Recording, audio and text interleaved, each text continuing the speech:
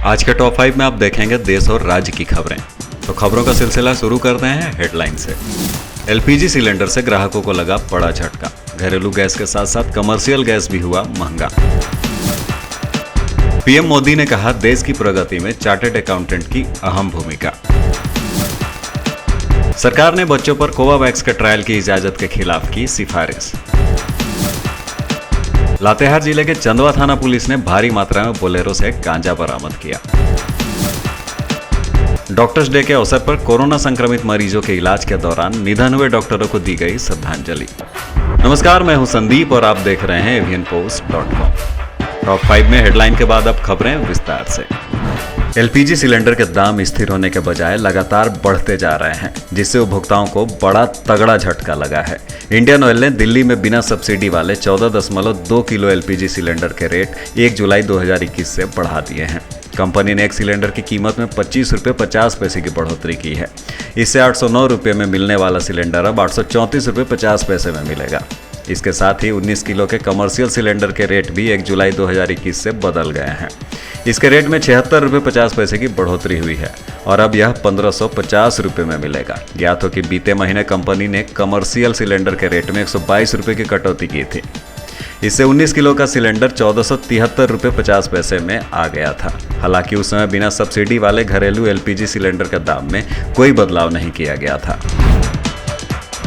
प्रधानमंत्री नरेंद्र मोदी ने संधि लेखाकार दिवस पर इस पेशे से जुड़े सभी लोगों को बधाई दी। अगर आपको संधि लेखाकार का मतलब नहीं मालूम तो हम बताते हैं। संधि लेखाकार का मतलब होता है चार्टर्ड अकाउंटेंट, जिसे हम शॉर्ट फॉर्म में सीए भी कहते हैं। तो प्रधानमंत्री नरेंद्र मोदी ने संधि लेखाकार दिवस की बधाई देते हुए कहा कि देश की प्रगति में उनकी महत्वपूर्ण भूमिका है। संधि लेखाकार दिवस भारतीय संधि लेखाकार संस्थान मतलब ICAI की स्थापना के अवसर पर मनाया जाता है। इसकी स्थापना 1 जुलाई 1949 को संधि लेखाकार अधिनियम 1949 के अंतर्गत की गई थी। प्रधानमंत्री ने ट्वीट कर कहा कि संधि लेखाकार दिवस पर सभी संधि लेखाकारों को बधाइयां। भारत की प्रगति से संधि लेखाकारों की अहम भूमिका है। मैं सभी संधि लेखाकारों से आह्वान करता हूं कि वे उत्कृष्टता पर ध्यान केंद्रित करें ताकि भारतीय कंपनियां दुनिया की सर्वश्रेष्ठ कंपनियों में एक बन सके। देश में कोरोना वायरस संक्रमण की दूसरी लहर ने हाहाकार मचाया हुआ था। हालांकि अब संक्रमण के मामले धीरे धीरे कम हो गए हैं, मगर तीसरी लहर को लेकर चिंता बनी हुई है। राज्य सरकारों ने तीसरी लहर की आशंका को लेकर तैयारियां शुरू कर दी हैं। इसी बीच एक बड़ी खबर सामने आई है। बताया जा रहा है कि तीसरी लहर में बच्चों के संक्रमण होने की आशंका के चलते सीरम इंस्टीट्यूट ऑफ इंडिया ने 2 से 17 साल की उम्र के बच्चों पर कोवावैक्स कोविड-19 वैक्सीन के फेज 2 और 3 के क्लिनिकल ट्रायल के लिए इजाजत मांगी थी, लेकिन सरकारी पैनल ने इसके खिलाफ सिफारिश की है।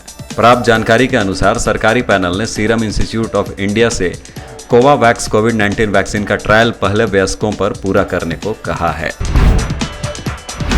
चंदवा थाना को मिली गुप्त सूचना के आधार पर चंदवा रेलवे क्रॉसिंग के पास तलाशी के क्रम में एक बोलेरो से 150 किलो गांजा बरामद किया गया। इस संबंध में चंदवा थाना में रिपोर्ट दर्ज की गई। तलाशी के क्रम में गांजा के साथ 3 लोग गिरफ्तार हुए, जिनमें प्रकाश सिंह, रमन गुप्ता और रोहित शर्मा शामिल हैं। इन तीनों की उम्र लगभग 25 से 26 साल की है। थाना प्रभारी ने प्रेस कॉन्फ्रेंस कर इस घटना की जानकारी दी। तलाशी के क्रम में लगभग 150 किलो गांजा बरामद हुआ है और जिसे विधिवत जब्त किया गया है। इस कांड में 3 अपराधियों की गिरफ्तारी हुई है।